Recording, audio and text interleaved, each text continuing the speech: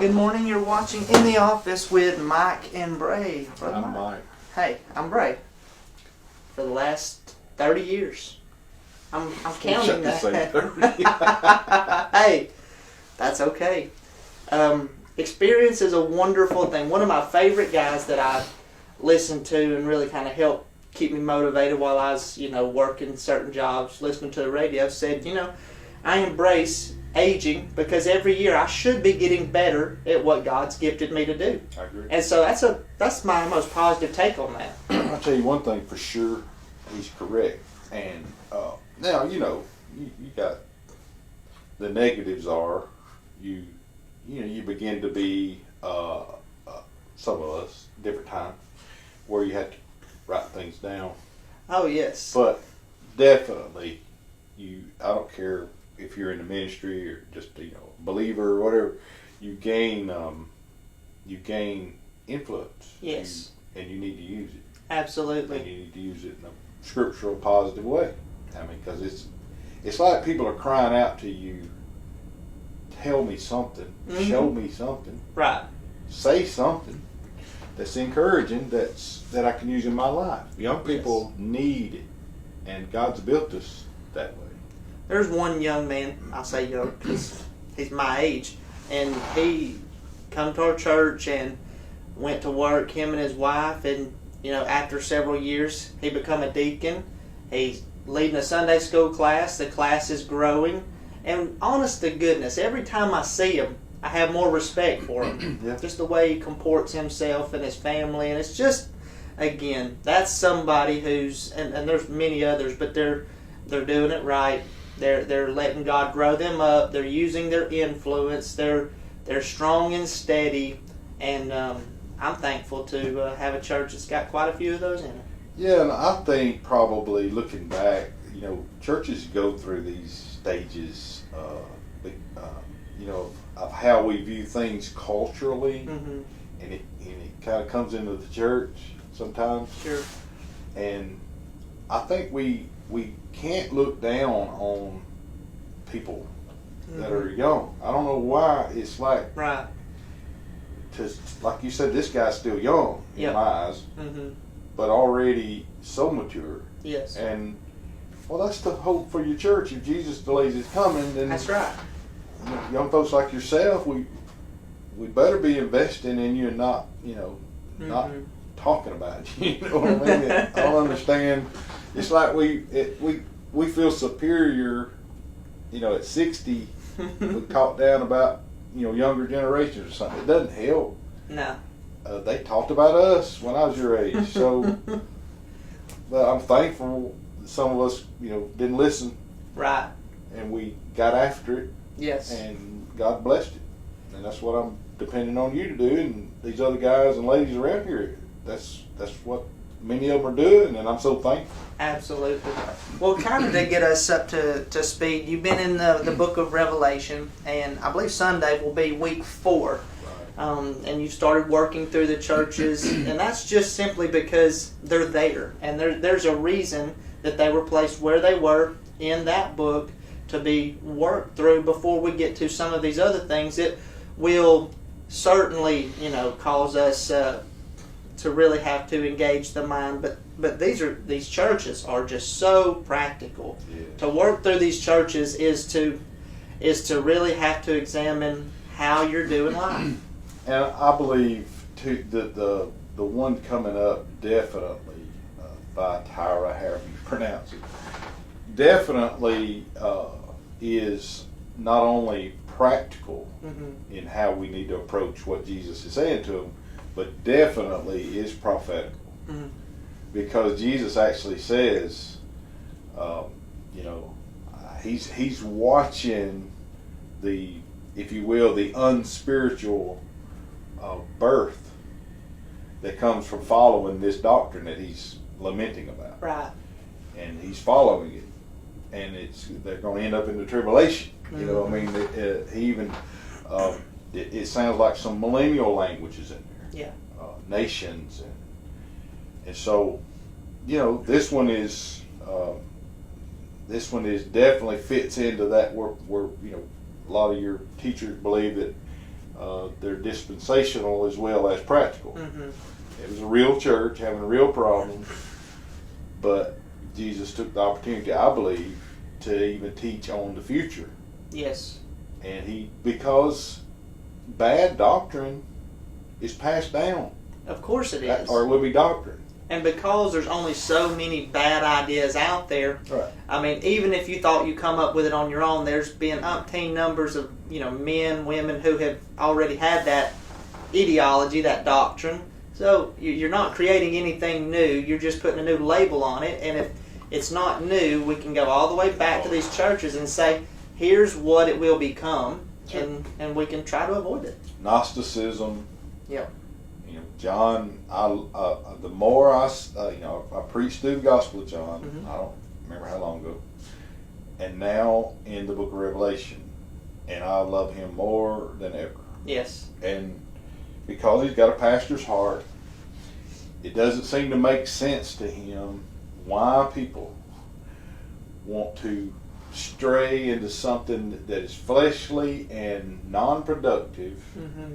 And all it does is breed, as I said, Jesus is going to say to Thyatira that the lady you got that's influencing people, there's spiritual rebirths going on. Mm-hmm. That she's going to pass this down, and they're not going to heaven. Right. They're sacrificing to idols. The very idea, I think one of the most offensive things in there is that they don't settle on the gospel. Right. Jesus is not enough. Yes. She's teaching, and I don't know why why we don't have all the facts of who she was, why, whatever, but in order to teach that you need to sacrifice to any God, when the gospel has already declared you forgiven. That sacrifice, that Jesus' substitutionary atonement being the last necessary one. Yes. And then what in the world are we doing to honestly to cheapen his blood, to act as if it wasn't sufficient? I think that's why I'll tell you something. You think about this for a minute. How many times do you see Jesus calling a woman on the carpet? Not many. Very few. And men all the time. Sure. Religious men. Yeah.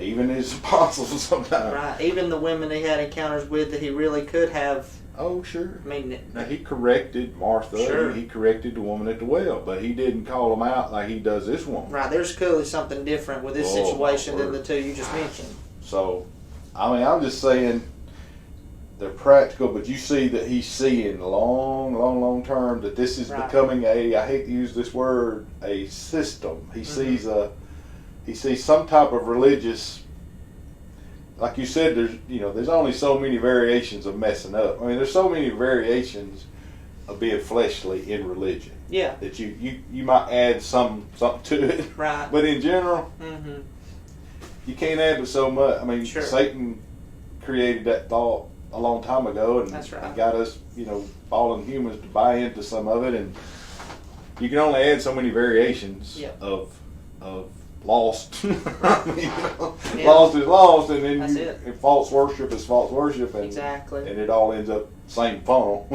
That's right. And I guess what happens with the warning to this woman and to us is that people will begin to coalesce around certain ideas, and that will be fractious, and that will cause long-term, generational issues. You look back, to the Old Testament, and you see the way that the Israelites' unbelief was handed down to their children because they're bickering all the time.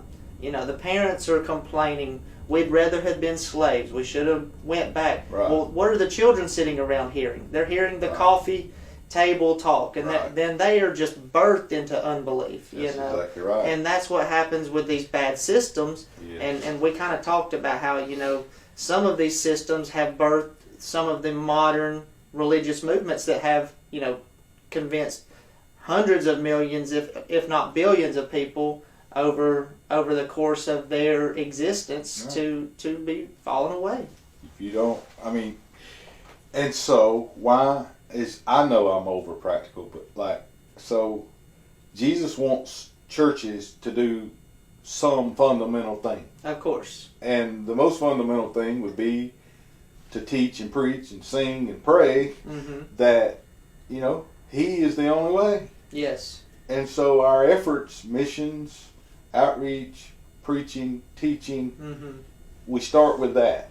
Right? And that's the foundation. Christ is the only way to be reconciled to God. Yeah. And then you go from there. Yeah.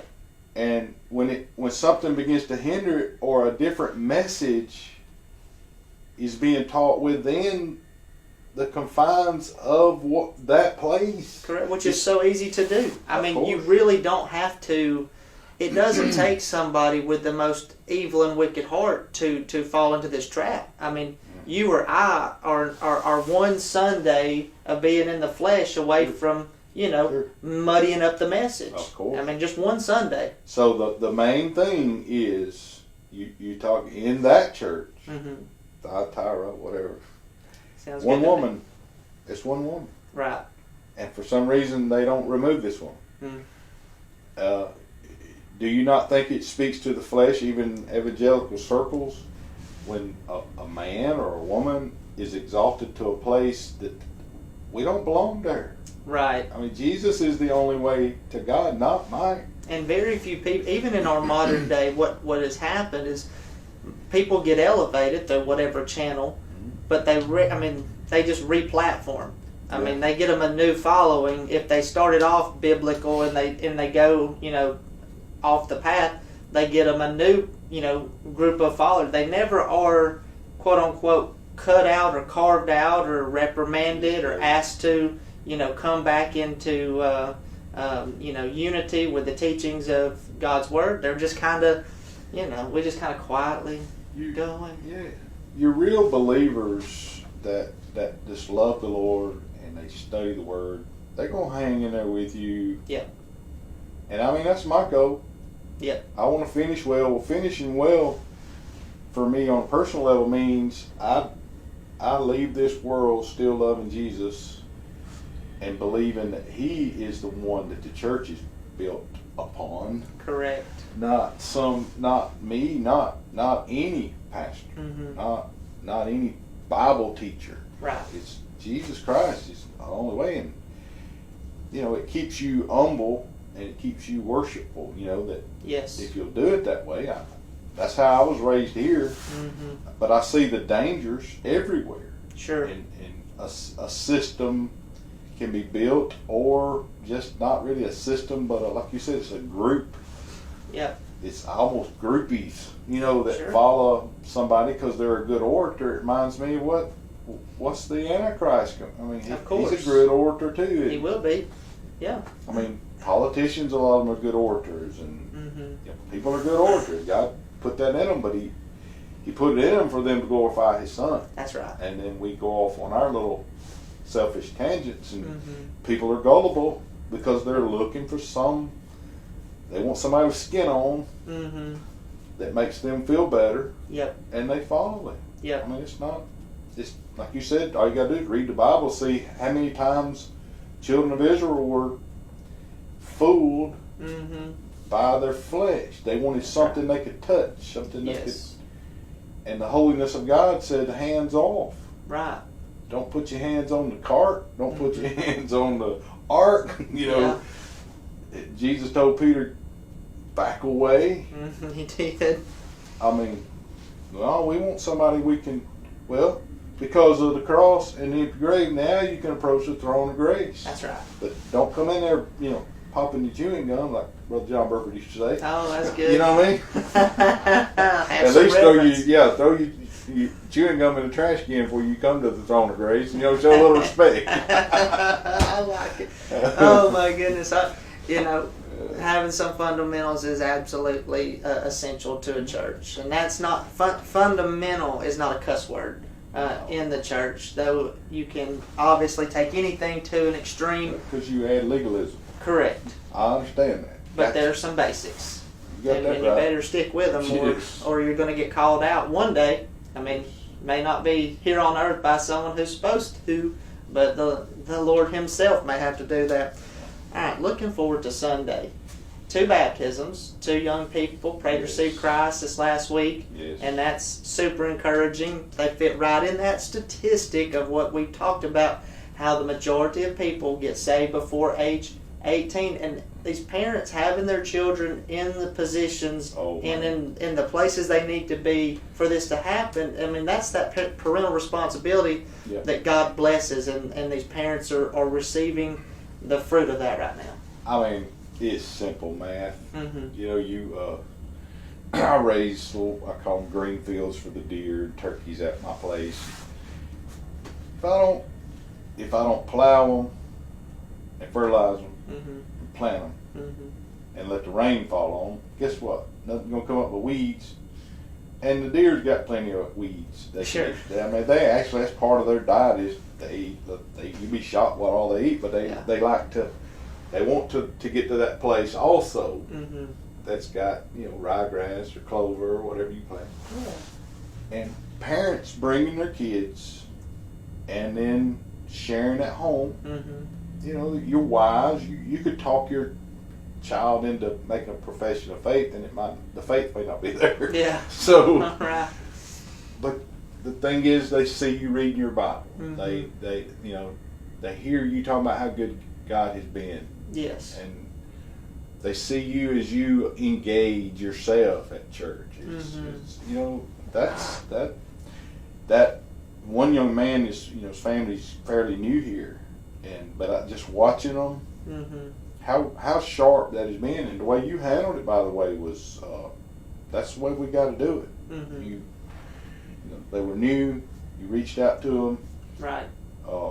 You've helped them, the whole family, and then this young man gets saved. I mean, that's I love it. I just and the other family, you talking about, you know, a father stepping up, putting, you know, starting to go to small groups, and now everyone in his family's going. Like we've said so many times before, when the man puts his foot forward and leads, and he did so in a very patient way, and again, it's fruited for them. So these things that we're saying they're not just random ideas that are just kind of pulled out of air and tossed at you. That they've been proven over years. I mean, long before I was in ministry, those principles, long before I was born and you were born, those principles were true. Of course. And they're still true. Of course. I mean, to watch Jesus, for example, going to the woman at the well. Well, what if he hadn't went to? I mean, it was to present himself as Messiah. Yep. And come meet this man. Is this not the Messiah? Right. I mean, our job is to present him. That's sorry, it. It's not. And That's the it. more you present him, you know, if I'm lifted up, you know, I know he's talking about the cross, but we can re-lift him up. Not on the cross, but sure. We can praise him and say he's lifted higher than the cross. You got that right. He's got all authority, heaven and earth, and I want to tell you about him. Yes. He's changed my life. Yes. Because he's got all authority in heaven and earth. Yes, he can do that. And all I did was say, please do something with this mess, and he changes our lives through the gospel. Amen. And when we say that and sing it and pray it and believe it and share it, people, God's got them designed out there. They know they need him. They get a shot at it. Romans 1 says they get a shot at having some understanding. Yep. About this place just couldn't have just popped into, you know, correct, mid-air. Right. And the pattern we see of creation, it's got to be somebody. That's right. And so he gives us some light, and what we do with that light, I'm so old-fashioned, but I think you get more or less of it. You know what I'm saying? But that's right. That's how I feel. Be careful how you treat light. That's right. So, absolutely. Don't put it under a basket. Amen.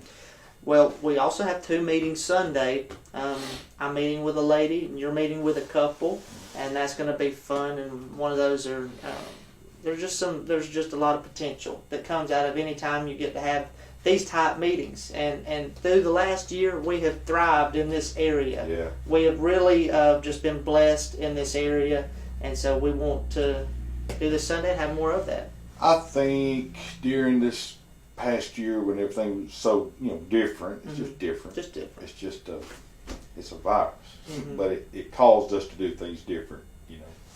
and it's been good. It has. Because it calls people to appreciate, I think, at least the ones we have met with, Yeah. that they could actually come and meet with us. Right. Because we were so, we were so guarded with everything we did out in the community, and to be able to come and, and be in, pastor's office, and, of course, it's a big enough office, you can, Yeah. a little space between you. That's right. But how many meetings we had? I mean, a bunch of them. A bunch of them. And I think that's probably something that's not going to change. See, people talking about things are never going to be normal. Well, I hope not. Yeah. If that means more of that, I'm amen to it.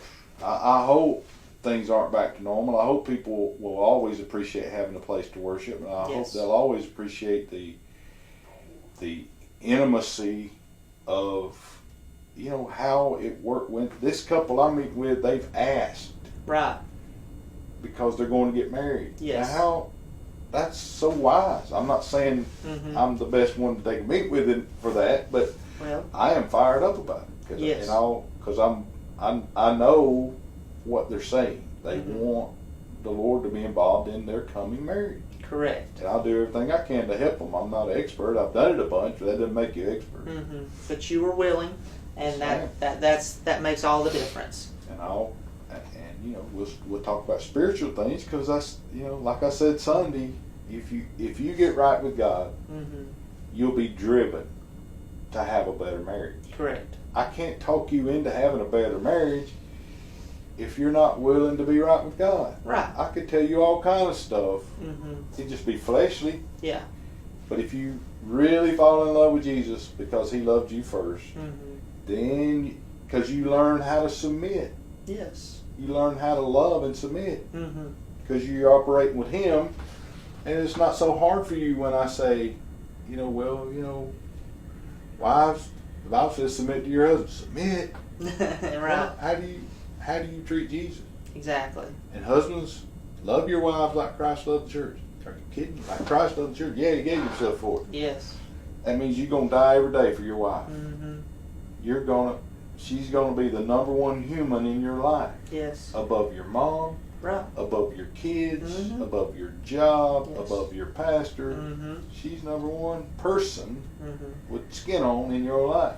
That's right. And you'll learn how to love her when you reflect on how Christ loves you. Exactly. It'll work. It will. And I look forward to seeing how that meeting comes out. And one last thing, and that is Sunday, got to meet with the deacons, and that was a sweet meeting. It was. I mean, one of the most encouraging, and we've had some that have been very encouraging, but this particular one was uniquely encouraging. And so we settled on the site, the kind of the location of where the building will be footed into the building.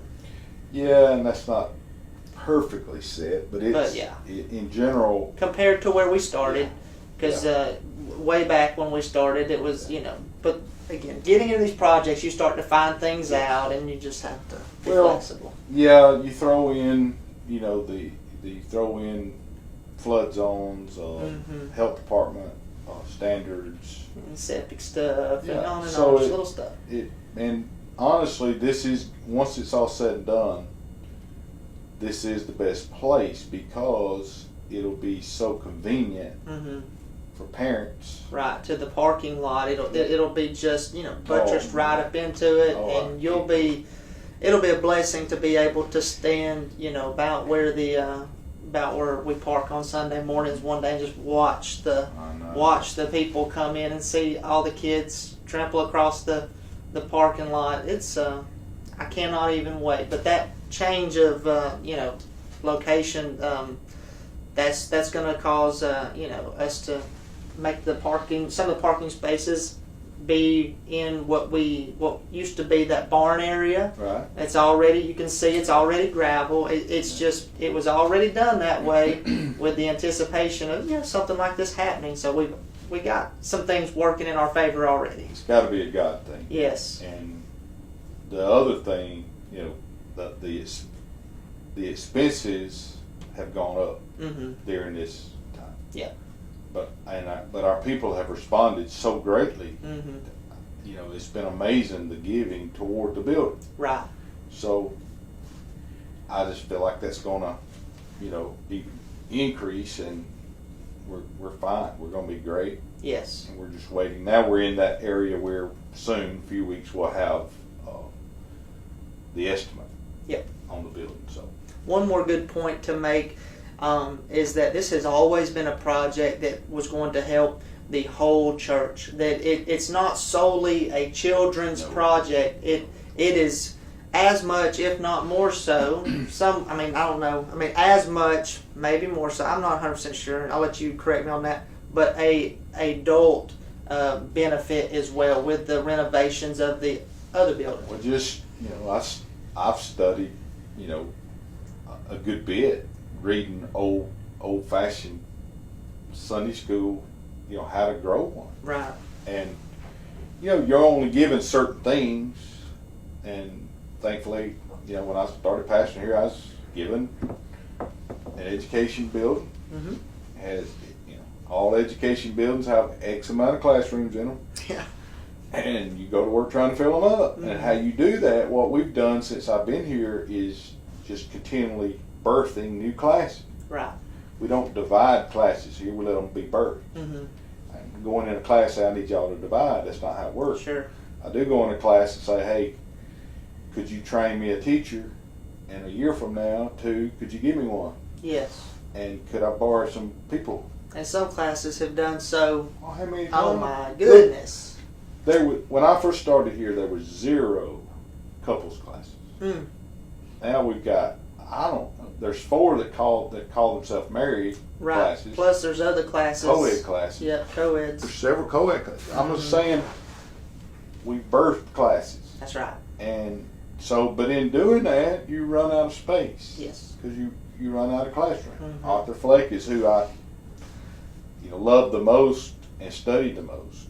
And, he's been in heaven a long time, but, he tells you, you're going to average 10. Mm-hmm. Really? Yeah. Well, guess what? When we pull the numbers and we crunch it, he's right. You got some classes with 20, 25, you got some with 6 or 8. Yep. So, that includes, nursery and everything. So, when you run out of space, though, and you got a church that's willing to birth some. Right. They're willing to birth some. Mm-hmm. So, where are you going to put them? Correct. So, what's going on here is we need the space that we're creating with this new building. It will open up roughly 10 or 11 of the existing classes. Mm-hmm. We'll paint, recarpet, and they're nice and large, mm-hmm. and we'll move our adults, some of them, to them. Exactly. So that opens up, again, that's... and that's getting close to matching our... it doesn't get close. That does do what we need it to match the education space with the worship space, and that's always kind of been your desire is to make those two match. We're not asking to build something that doesn't make sense. We're trying to match the space. You're trying to fix it where 80%, mm-hmm. because that's our goal. Worship attendance, we want to stay around 80%. Yes. Go to small group. Right. And we've been running that for 77 to 80. This virus, we got to come out of that and mm-hmm. get back where we were. And I already see that we're going to. Yes. But so you need that much space for your education. Right. If you think down the road that we're going to run 500 whatever worship, we flirted with that several times. Mm-hmm. Then multiply that time 80%. Exactly. That's 400, right? Mm-hmm. Am I right? I think so. Anyway. Sounds good to me. So, you need space. You need 40 classrooms at least. Yes. That's not hard to figure out. That's You don't want to build ghost towns, I understand. Mm-hmm. It bothers me when there's an empty room. Sure. But you need a couple of empty rooms. You do. You need to be able to do something with them. Mm-hmm. And when you're completely out, you're done. Mm-hmm. So do something about it. That's right. If you can. If you can. If you got property, people are willing to give, and you're willing to do the hard work mm-hmm. of actually starting classes, training teachers, all that, then go at it. Exactly. And with all that being said, we've mentioned many times that, we think that small groups is one, if not the strength of our church, it's way up there. And that, again, churches are different, they're autonomous and they're unique. But here we just know that, one of our redeeming attributes is the small group ministry. And we're just trying to accommodate and encourage and to birth those new classes. And these classes that we've seen in the last couple of years that have birthed, even though we went through the period of time last year that was tough, as soon as they were given adequate space, they were able to start blooming. And we believe God can keep doing that. We haven't given up. No, it's been great given what we have been through. Absolutely. And, I'm very, realistic. Mm-hmm. Like, I am not Charles Stanley or even Andy. So being said, you gotta have, unless the pastor is so dynamic that you're going to depend on that one setting. That's a very shaky thing to hinge $1 million building projects on. I used to have this guy here many years ago, and I'm talking about he loved Johnny Hunt, and Johnny Hunt, I actually reading some of his books like on James, and I've just been floored, great stuff. Yes. I'll be honest with you, some of his stuff is just great. Right. But anyway, great leader. But this guy, he would always talk, he'd listen to him all week, he'd tell me what he said, and bring me stuff. One day I asked him, I said, when you die, is Johnny going to bury you? Yeah. But anyway, so everybody don't have a Johnny Hunt. That's right. I'm not Johnny Hunt. Right. So we're going to have some good Sunday school teachers to help me out. That's just the way it is. That's the Leatherwood way. Now I will bury you though. Hey. If you just want me to. If you ask nicely. Yeah. And there's maybe a Cracker Barrel gift card left in Whoa, that's very rare. It is. I usually more of Subway. A Subway kind of guy. Yeah. Well, don't get me wrong, I'd rather have Cracker Barrel. That's kind of like the story in the Gospels where the seat at the table, you know what I mean? Trying to get real close is a Cracker Barrel gift card, but a Subway gift card is knowing your place, and then you might get a Cracker Barrel gift card. Right. Hey, tomorrow is Wednesday, and our midweek family night is going in full speed ahead. And you want to be here. Everybody puts a lot of effort into this, and we've seen young people saved recently. Again, you're putting your family in a position to fruit out salvation. So, and at least to be encouraged, if your whole family's saved, at least to be encouraged and to be, again, built up in the body of believers. So that's at 6:30. We've got something for all ages. Large amount of kids and young people get saved on Wednesday. There's no doubt about it. No doubt about it. And we would love to see your family here. All right, and Sunday's coming. Don't forget we have 2 services, one at 9 and one at 11. Small groups right in the middle, but just as a little forerunner, on Easter, it'll be 3 services. We'll have an 8, a 9:30, and an 11. So, and we're just requesting kind of, at the beginning here, if there are people that would like to go to the 8 a.m. service, you can sign up online. We're just trying to make sure we got, plenty of space. That's all for the other 2 services. Need to spread out. That's it. And things about over. Yes. And we've done good. Yes. Very good. Very good. Yeah. So we're encouraged about that. Hope to see you tomorrow night at 6:30. Brother Mike, you'll pray. We'll get out of here. Lord, thank you for blessing us with a wonderful Sunday again, Lord, and thank you for 2 young people that got saved. Yes. And thank you for our staff, and Bray, and all those we have that work so hard. Thank you for that. Thank you for good people. Thank you for parents who bring their kids. Yes. Just find us faithful, God, as parents and as ministers and just as believers. Use us, God, to reach people. Find us faithful when you come, and we'll praise you for anything you get out of us that glorifies you. In Jesus' name, amen. Amen.